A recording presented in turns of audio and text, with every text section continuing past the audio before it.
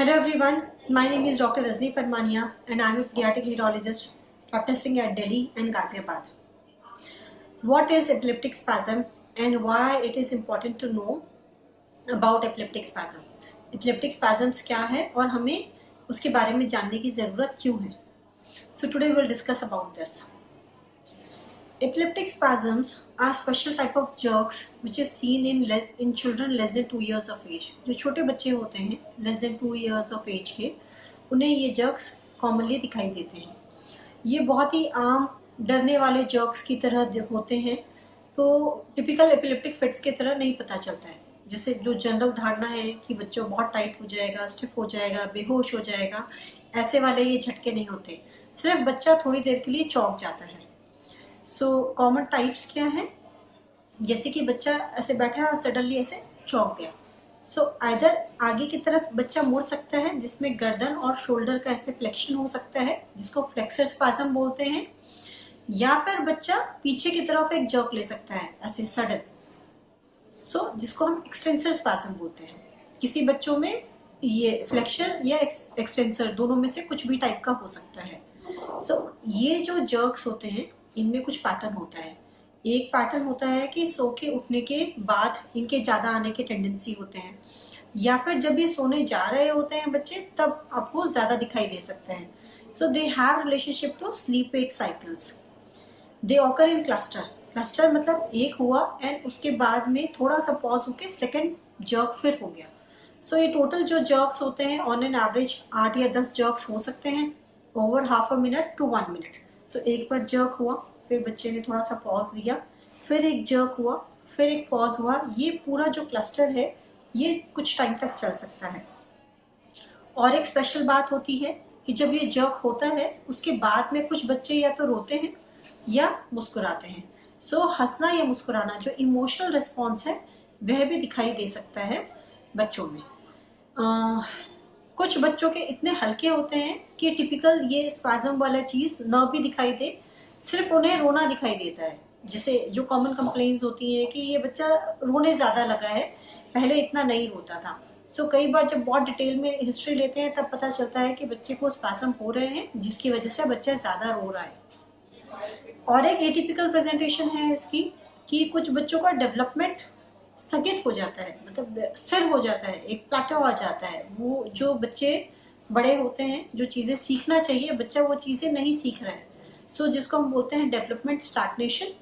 या फिर बच्चे ने अगर कोई चीज सीख ली थी, जैसे मुस्कुराना सीख लिया था, थोड़ा बैठना सीख लिया था, बट अब जब ये जर्क आने लगे हैं बच्चा ये चीजें भूल गया है और बच्चा इससे प्रीवियस स्टेज पे चला गया है. अब वो जो चीज मुस्कुराता था, बैठता था, वो नहीं करता. सो जिसे हम डेवलपमेंट रिग्रेशन कहते हैं.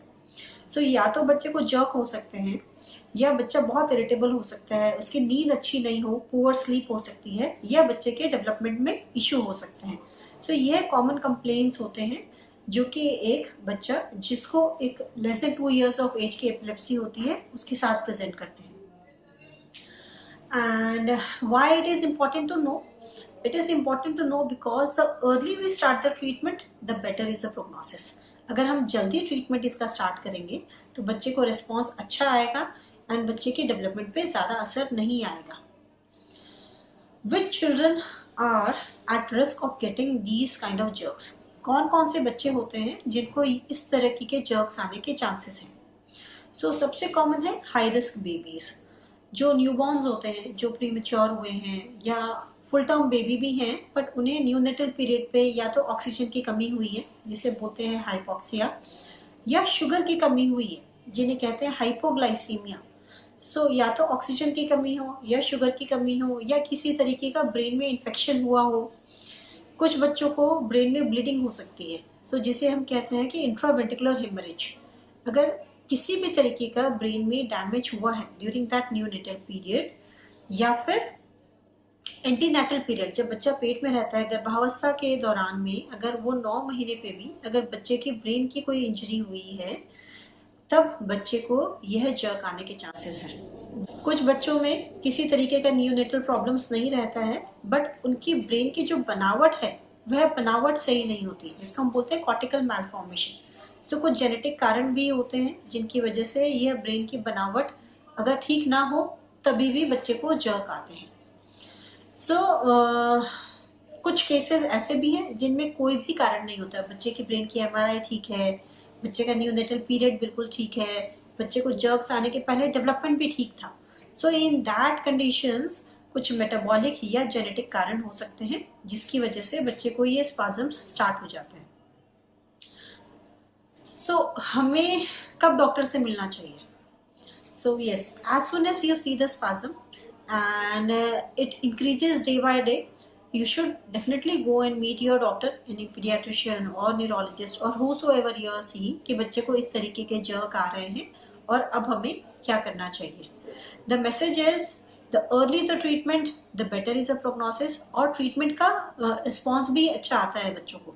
अगर हम कुछ टाइम तक इन्हें इलाज ना करें, अगर हमें पता ही नहीं चला बच्चे को इलाज करने की ज़रूरत है, तब इन दैट केस कई बार हम दवाई स्टार्ट तो करते हैं लेकिन बच्चे के जर्क्स 100% रुकते नहीं हैं। So what investigations to do when you have spasms? हमें क्या इन्वेस्टिगेशंस करने चाहिए? सो आप जब भी अपने डॉक्टर से मिलेंगे वो आपको कुछ न्यूरो के इन्वेस्टिगेशंस लिख के देंगे, जैसे कि एमआरआई ब्रेन या ईईजी। कुछ केसेस में कुछ एडिशनल टेस्ट की भी ज़रूरत होती है, जैसे कि ब्लड टेस्ट की या स्पेशल यूरिन टेस्ट की या फिर जेनेटिक टेस्टिंग की, टू फाइंड आउट कि रीज़न क्या है, why does the child has this kind of spasms.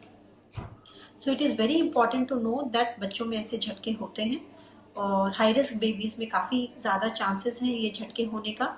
जितनी जल्दी हम इलाज करें उतना जल्दी ही बच्चे को फ़ायदा आने के चांसेस होते हैं। What are the treatment options for epileptic spasms? Epileptic spasms के लिए हमारे पास treatment options क्या हैं? The best choice of drug is steroids। जो बच्चों को हम हाई डोज स्टीरॉइड्स देते हैं, आइदर वो इंजेक्शन हो सकता है या वो ओरल ड्रग हो सकती है, ओरल स्टीरॉइड्स हो सकते हैं जिससे बच्चे के एपिलेप्टिक स्पैज़म्स रुक सकते हैं। कुछ एक दो स्पेशल ड्रग्स भी होती हैं जो इन बच्चों को दी जाती हैं एपिलेप्टिक स्पैज़म्स रोकने के लिए। एंड एक कंडीशन बच्चों में ऐसी होती है जिसे हम ट्यूबरस स्क्लेरोसिस कहते हैं। इसमें स्टीरॉइड्स की जगह दूसरी एक स्पेशल ड्रग आती है, वह स्टार्ट किया जाता है। सो एपिलेप्टिक स्पैज़म्स का जानना ज़रूरी है, उन्हें पहचान होना ज़रूरी है, उनका जल्दी इलाज होना ज़रूरी है ताकि एक बच्चे की जो नॉर्मल ग्रोथ पोटेंशियल है वह बच्चा अचीव कर सके। So this is very important to recognise and to meet your doctor as soon as possible. Thank you all.